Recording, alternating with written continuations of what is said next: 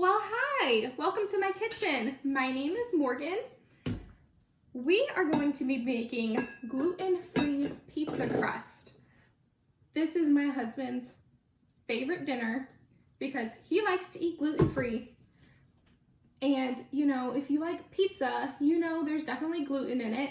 So I found this gluten-free pizza crust recipe online and I've been making it ever since. I'm going to be tweaking the recipe just a little bit for what I have on hand, and it's going to be super easy, super simple. So enough chit chat, let's go ahead and get started. We are going to start with the flour, and we need 6 cups of gluten-free flour. I'm just going to go ahead and measure this over top my bowl so I don't waste any. And I'm just using Great Value all-purpose gluten-free flour, but you can use what you have on hand or whatever gluten-free flour you prefer.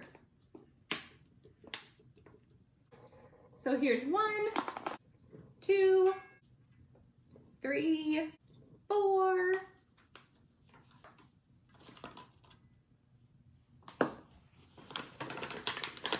I'm just gonna empty the rest of this bag in here.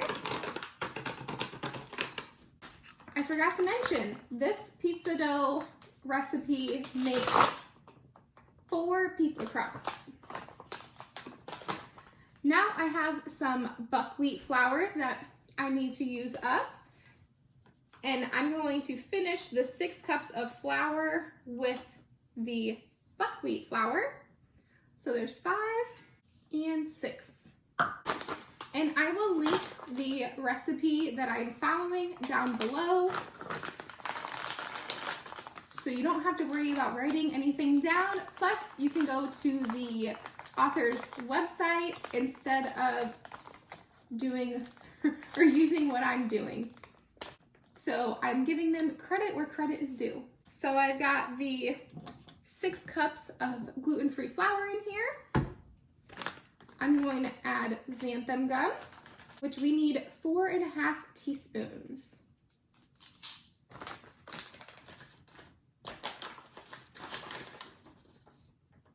So there's 1,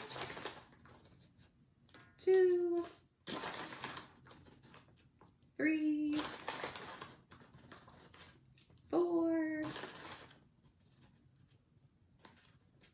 and a half. Next is 2 tablespoons of yeast. You're supposed to use instant yeast, but I just use the active dry and I haven't found any problems with it. So that's what I use. Do with that information as you will, but the recipe says instant. I'm just gonna add in 3 teaspoons of sugar. This is optional, you don't have to. I just think it lends a nice flavor to the crust. And lastly, for the dry ingredients, 3 teaspoons of salt. I'm just gonna give it a quick little stir, making sure flour doesn't fly everywhere.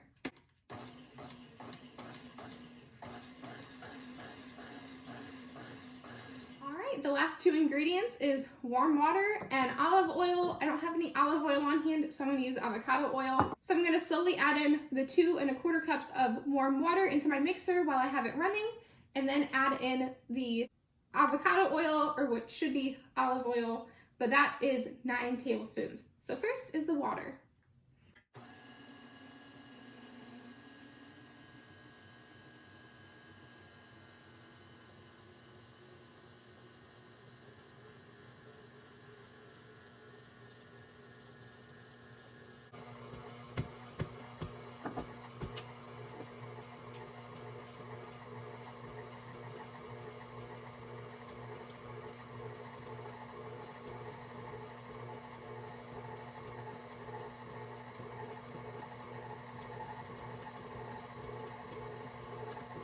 So now that I have both the water and olive oil in my bowl, I'm going to turn my mixer onto high and let it almost come up to like a whip-like consistency instead of being a big ball. So let's turn this mixer on high. All right, I'm about to push my KitchenAid to its max. I don't want to burn out the motor. So we're going to call this good. It is soft, but it doesn't stick to your fingers, which is perfect. So I'm going to clean off the paddle attachment. And you are supposed to use the paddle attachment, not the dough hook, because you're supposed to whip it like I said. But I did use buckwheat flour in this, so it is more of a thicker dough, but it still tastes good. My husband likes when I add the buckwheat flour into it. He likes the flavor it gives the pizza. Because I made it once before, just throwing random flours together, and he's like, oh my gosh, what did you use in that? It tastes so good. And I was like, I don't know, I used buckwheat flour in it. And he's like, yep, that's what it was. So I'm glad to be using the buckwheat flour up in this, and I know he's going to enjoy it. Now to get my bowl off of here. Ah, there we go. Oh no.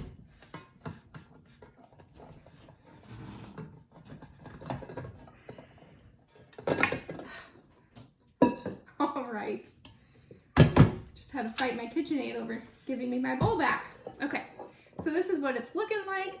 The buckwheat flour is very dark, so that's why it looks like a very dark dough.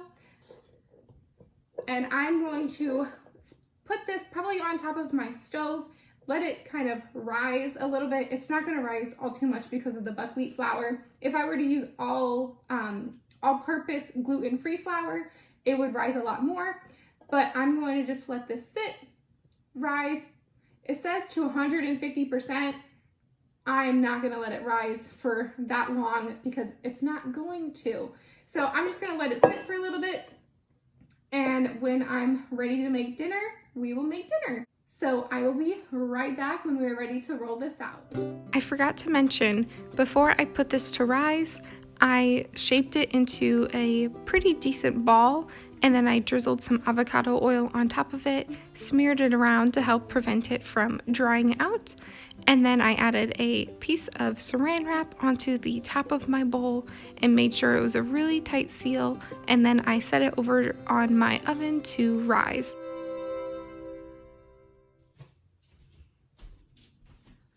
Alright, it's been about an hour since I made this, and I had it sitting at room temperature for probably about 45 minutes, and then popped it in the fridge for another 15. So the dough is nice and chilled because it's easier to roll out when it is chilled. Now I'm going to divide the dough into 4 equal sections so I can get 4 crusts on my 2 sheet pans.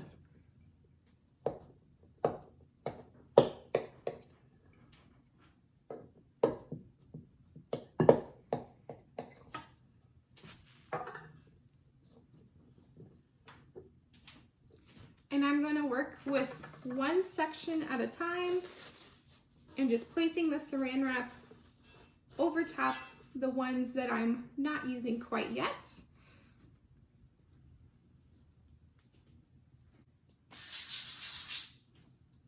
I'm going to spray my parchment paper down with some olive oil spray.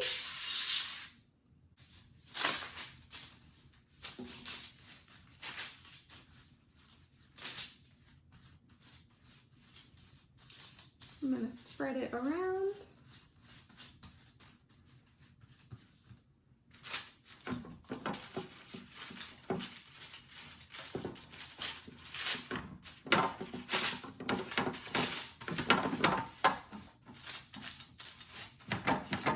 And before I start working with this dough, I'm going to preheat my oven to 400 degrees.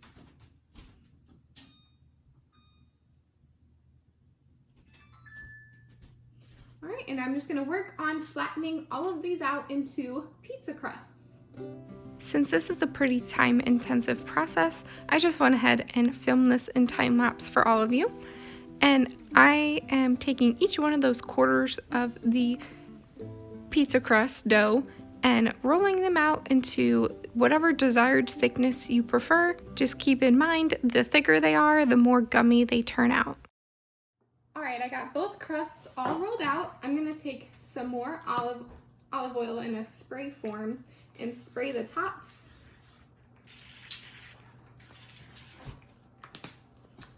And then smear the olive oil around so it covers all of the crust. We are going to par-bake these, and then we will put the toppings on and finish baking them the rest of the way. All right, I'm gonna pop these in the oven at 400 degrees for about 5 to 7 minutes, and then we'll put the toppings on.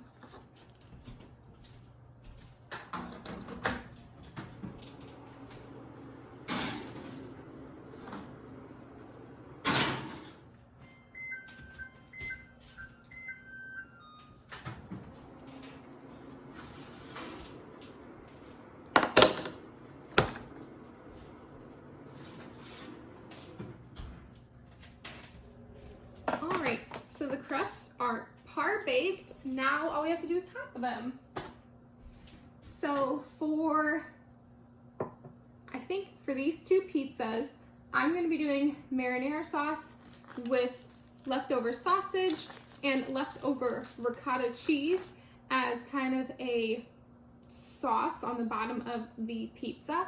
And then the other pizza, I had to, since I don't have enough sausage and ricotta for all 4 pizzas, I'm going to be doing just a mishmash of things that I found. So I made up a turkey that I'm making turkey broth from. So I have a bunch of turkey that I had shredded up or pulled apart off the bone from the turkey in the fridge. So I thought, you know what, this will be a great way to use the turkey. And I'm gonna be using the wing sauce that we canned up together a few months back in September, along with my last jar of pickled peppers and onions from February of 2022, and some banana peppers that we pickled up this past August to kind of use up some of the stuff that I have canned before this next growing season. What I'm gonna do is probably this pizza that I'm gonna be doing the sausage and ricotta on, I'm going to bake now for dinner.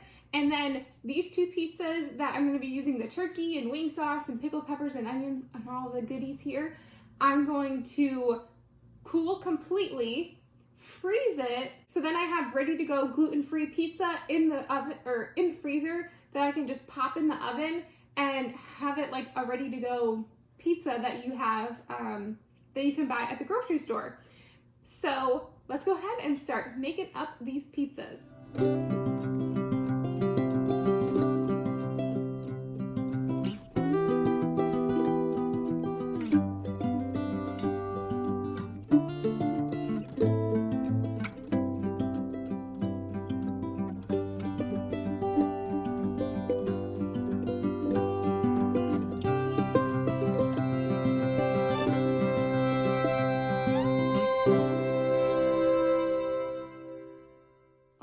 Don't mind my oven kind of fuming out behind me.